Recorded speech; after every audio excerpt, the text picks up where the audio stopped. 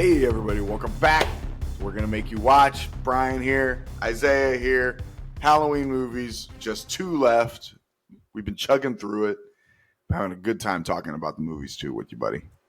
Yeah. We are at Halloween Kills. We sure are. First in an incredibly divisive trilogy, it's actually the second movie of the trilogy. First one being most universally really liked, really most people really like 2018. Kills, on the other hand, people have opinions about Kills. Yeah, people got opinions, and then we're gonna finish out with another movie that people have a lot of fucking opinions of too. Halloween Kills, man. I love this movie. I do too. I wasn't in love with the movie when I first saw it. I didn't hate it though. I enjoyed it. I liked it. But the more I've watched it, I've really, really gotten a massive appreciation for this movie. In the sense that it's not a movie that has a particular main character.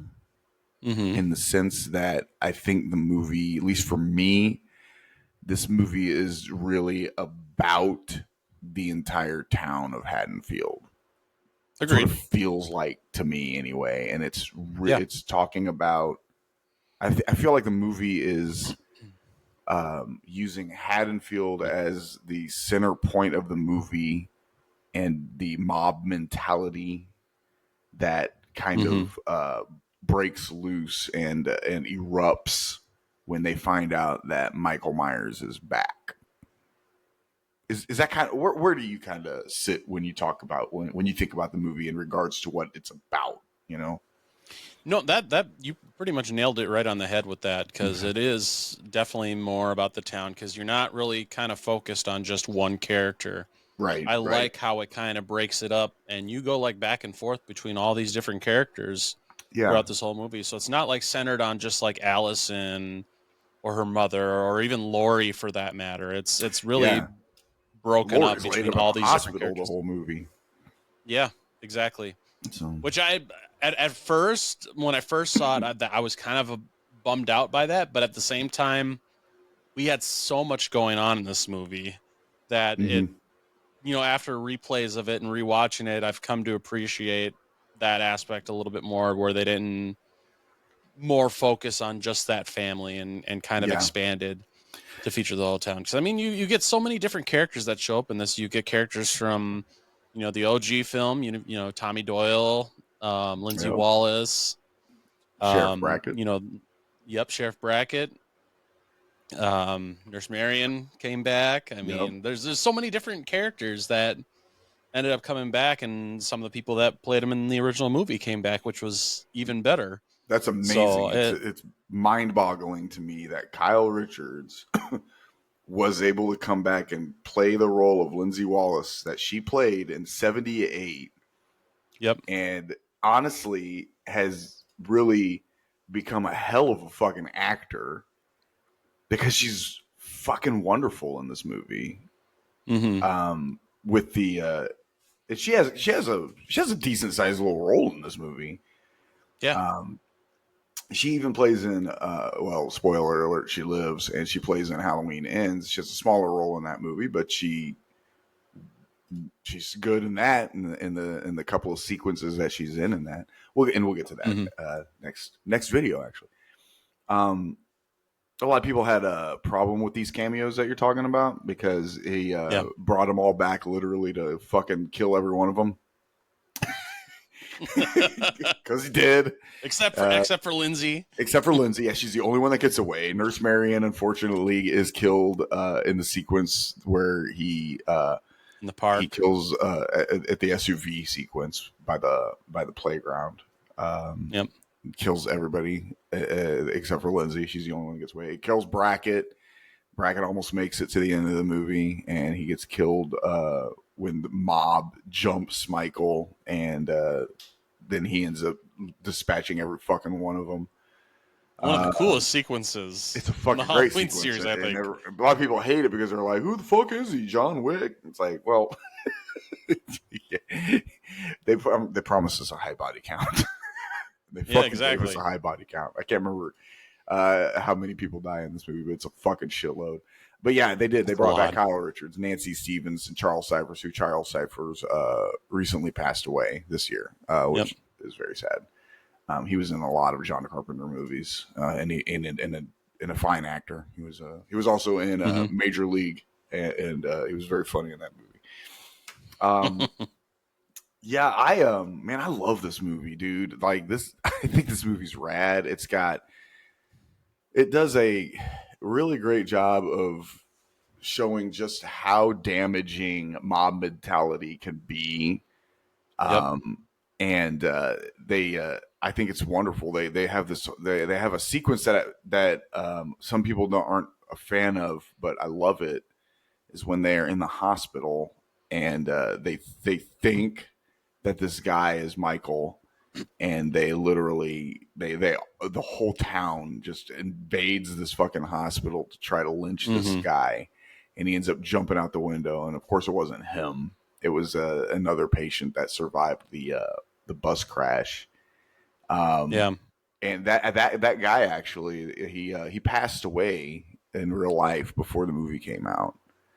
And he didn't do a lot of acting. I literally think these might be his only 2 roles, because he played in the first one and he played in this one, and he passed away before this one came out. But I guess he told his family what happens to his character, and he promised them, he's like, "Don't tell anybody what happens to my character from day," because he's like, I don't want anybody to ruin anything what happens to my character or what happens in the movie. He said, because he was really excited for this movie to come out. We got some introducing. They introduced some really, really lovable characters. I love Big John and Little John. Yes, they're fucking amazing. Hilarious. Oh god, they're so amazing. They're so fun. They're so funny. It just kills my soul when they fucking die because they're so wonderful. I love it. But they happen to just buy the wrong house, unfortunately. They did a good job renovating, though. I'm not gonna lie, their decorating in that fucking house was great because they did a good job. Yeah, it made the Myers house look just awesome, really nice. I would want to live there. Yeah, I'd love to live in that little house. They did a good job decorating, man. But yeah, Big John and Little John are fantastic. They're super fun. And god dang, this it's just such a fucking grim movie. In my opinion, just all the right ways, because like it's just Michael is just a beast in this fucking movie. Like he is an absolute fucking beast, and I love it. I rewatched the trilogy. I'll rewatch the trilogy almost every Halloween. Yeah, and same. When I made that choose your own adventure graphic, it'll go up here pretty soon because it's spooky season, and I'm gonna share it again. And I pick the I probably watch 1, 2, 4, and 5, and then 2018 Kills and Ends. Like those are the two paths that I take most when I watch these movies. I tend to avoid Resurrection and H2O and the Rob Zombie movies. I lean towards the vast majority of the Thorn trilogy, and then the David Gordon Ween saga. Those are the 2 that I tend to lean towards, and it's because I just really like this new trilogy a lot. I really do. So, and I know you're right up there too. So when you saw it, did you go to the theater to see this? Oh God, yeah. Okay. Opening night. Yeah, I did too. This is one of the ones that opened on Peacock at the same time and it still made some money, man. It still made like over $100 million. Yeah, it still did very, very well for opening on both. Yeah, I mean, me and the wife went to see this on opening night. We went to an Alamo Draft House by our place, and that's where we saw it. That was one of the first horror movies that I got her to go see with me. So Nice. because we were still dating at the time, and yeah, we both thoroughly enjoyed it. Even her, who was super new to horror movies at the time, Mm-hmm. she thought it was a lot of fun, to watch, even with all the gore and stuff. Like she kind of squeamed a little bit with the house scene when it was on fire. Oh Michael yeah. coming out of emerging from the flames, and then Mm-hmm. just taking out all the firefighters with the Mm-hmm. saw and the pole that he had, and Yeah. just massacred everybody. That was probably my favorite scene in the whole fucking movie, Man, there's honestly. some really, really good sequences in this movie. There's, golly, like there's that sequences which is a fucking blast. The sequence where he attacks the couple in their home when they're flying the Yep. little drone. That's a good Mm-hmm. sequence. The Big John, Little John. That's a really, really good sequence. And I say the final conflict, which really isn't, kind of is, but kind of isn't, is actually is kind of more or less what leads to the lynching scene between Yep. when Allison and her boyfriend go into the home to try to find Lonnie Elam, Mm-hmm. and they end up getting jumped, and that's a good sequence too. Man, he just terrorizes that poor boy. Cameron Yeah. was his name. Cameron, I think. Yep. Yep. Yeah. My God, he fucks that fucking poor kid up. Dylan Arnold was fantastic in the role of Cameron Elam, by the way. Mm. A little shitbag that tried to not be such a shitbag, but Yep. he man, he got fucked the He got fuck fucked up, up dude. bad. Golly. Oh man.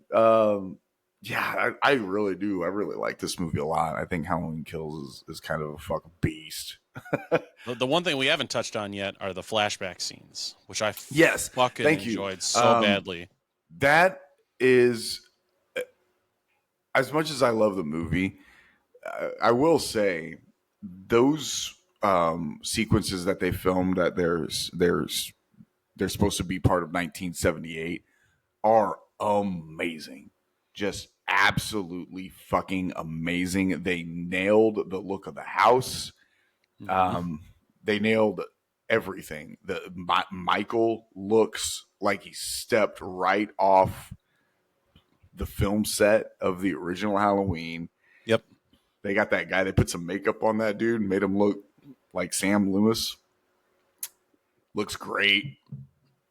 Um, it really, those sequences really feel like they plucked them right out of the 1978 Halloween and put them in this movie. And I'm, I'm And I'm glad it was kind of a little bit of a long sequence too. It wasn't like it something was. quick, like a minute or two. It was a good, almost solid 10 minutes of Oh yeah, yeah, and 1978, which was a great. good storytelling in that too, because they wanted to introduce the Lonnie Elam character to this movie, and they so that a lot of those flashback sequences are his backstory of when he actually has his encounter with the Shape and lives, and it's really interesting. It was a really interesting flashback sequence that leads to a couple of people kind of because it's also Will Patton, um, uh, his uh, his character's name, I keep forgetting it, is Frank Hawkins. Hawkins,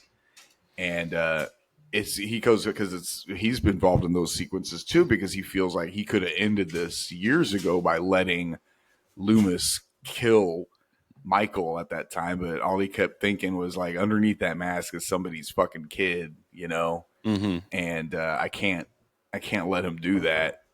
Yeah, he's a monster, but my fucking dog is cracking me up. Just go lay down, buddy. Um, but but yeah, it's a really, really, really good sequence. The flashback sequence is fucking amazing, just absolutely Yep. amazing. Yeah, I like this movie.